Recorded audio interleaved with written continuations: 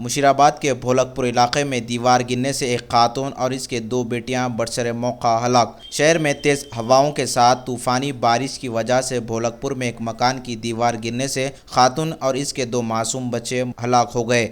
इस वाक़े की इत्तला मिलते ही सदर कुल हिंद मजलिस इत्तेहादुल मुस्लिमीन व रुकन पार्लियामेंट हैदराबाद बैरिस्टर असदुद्दीन ओवैसी ने भोलकपुर पहुंचकर अफराद ख़ानदान को पुरसा दिया। इस मौके पर सदर मजलिस के हमरा रुकन असम्बली कौसर मोयुद्दीन, कॉरपोरेटर सरगर्म मजलिस के कारकुनान भी मौजूद थे। Bureau report IND today.com।